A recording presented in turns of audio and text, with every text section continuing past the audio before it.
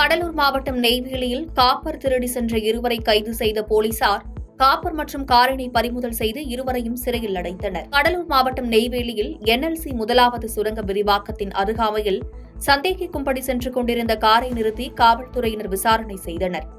அப்போது அவர்கள் முன்னுக்கு பின் முரணாக பதிலளித்துள்ளனர். இதனால் சந்தேகமடைந்த காவல்துறையினர் காரை சோதனை செய்தபோது காப்பர் திருடி சென்றது தெரியவந்தது. காப்பர் திருட்டில் ஈடுபட்ட தென்குத்து கிழக்கு தெருவை சேர்ந்த எடிசன் மற்றும் வடக்கு சேப்லாநத்தம் பகுதியைச் சேர்ந்த சுரேஷ் ஆகிய இருவரையும் பிடித்து போலீசாரிடம் ஒப்படைத்தனர். மேலும் திருடப்பட்ட காப்பர் மற்றும் காரினை பறிமுதல் செய்து வழக்கு பதிந்து இருவரையும் சிறையில் அடைத்தனர்.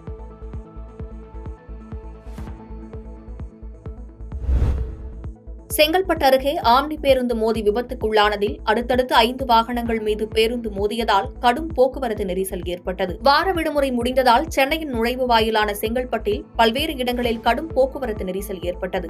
இந்த நிலையில் செங்கல்பட்டு அருகே திருச்சி சென்னை தேசிய நெடுஞ்சாலையில் மகேந்திரா சிட்டி சிக்னலில் நின்று கொண்டிருந்த வாகனங்கள் மீது சென்னை நோக்கி சென்று கொண்டிருந்த ஆம்னி பேருந்து மோதியதில் அடுத்தடுத்து 2 கார்கள், வேன் என 5 வாகனங்கள் சேதமடைந்தன.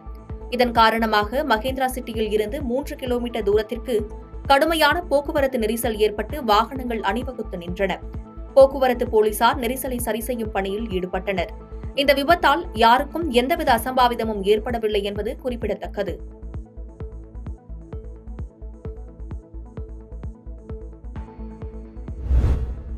மயிலாடுதுறை மாவட்டத்தில் அரசு பேருந்து மூதாட்டியின் மீது மோதியதில் பேருந்தின் பின்சக்கரத்தில் சிக்கி மூதாட்டி பரிதாபமாக உயிரிழந்தார். மயிலாடுதுறை மாவட்டம் தரங்கம்பாடி தாலுகா ஆக்கூர் பகுதியைச் சேர்ந்தவர் மூதாட்டி ஜலகாம்பாள். இவர் பொறையாறில் உள்ள தன் மகள் வீட்டிற்கு சென்றுவிட்டு மீண்டும் ஆக்கூர் செல்வதற்காக இன்று காலை பொறையார் பேருந்து நிலையத்திற்கு சென்றுள்ளார்.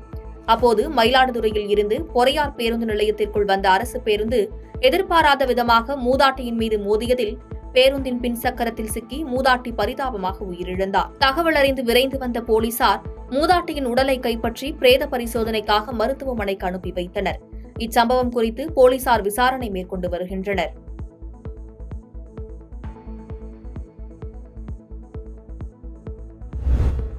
கடலூர் மாவட்டத்தில் பயிர் செய்த நிலத்தை முன்விரோதம் காரணமாக இரவோடு இரவாக உழுதவர்கள் மீது நடவடிக்கை எடுக்க கோரி ஊர் பொதுமக்கள் சாலை மறியலில் ஈடுபட்டதால் பரபரப்பு ஏற்பட்டது.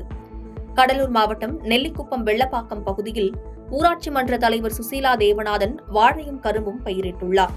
இந்த இடம் தொடர்பாக சுசீலா தேவநாதன் தரப்பினருக்கும் மற்றொரு தரப்பினருக்கும் இடையே இடத்தகராறு காரணமாக நீதிமன்றத்தில் வழக்கு தொடர்ந்துள்ளனர். இந்த வழக்கு நிலுவையில் உள்ள நிலையில் நள்ளிரவு மர்ம கும்பல் டிராக்டர்கள் மூலம் வாழை மற்றும் கரும்பு பயிர்களை இரவோடு இரவாக உழவு செய்து அழித்துள்ளனர்.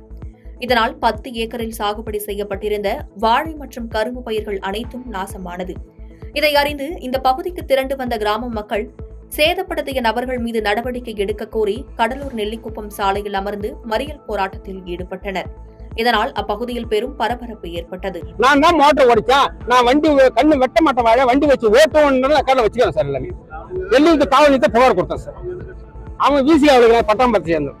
அவர் வீசிகா பாலு, புலிக்கொடியன், ரவி, இல்ல முதலியார்ல பிரபாவதி, பிரபாகரன் முதலியார் டெஸ்ட் பிறப்பில அவங்களுக்கு லேண்ட் செல்லாதுன்னு கோர்ட்டு உடைய ஆர்டர் கொடுத்துறாங்க. அதுவும் அந்த தரப்புல முதலியார் குரூப் என்கிட்ட 9 பேர் இருக்காங்க சார் டெஸ்ட்ல. அந்த முதலியார் பேர் சேர்ந்து நாங்க வழக்கு போட்டு நடத்துறாங்க. என்ன ஒரு பார்ட்டி சேர்த்துக்கிறாங்க. இதுல நீ இதை பணம் கட்டணும், 2 பேர் பணம் கட்ட கோர்ட்ல கட்டுற 5000 போட்டு பணம் கட்டி இருக்கிறோம். பாதகம் செய்பவரை கண்டால் நாம் பயங்கொள்ளலாகாது பாப்பா, மோதி மிதித்து விடு பாப்பா, அவர் முகத்தில் உமிழ்ந்து விடு பாப்பா. அண்மை செய்திகளை உடனுக்குடன் தெரிந்து கொள்ள இணைந்திருங்கள் இயம்நாடு தொலைக்காட்சியுடன்.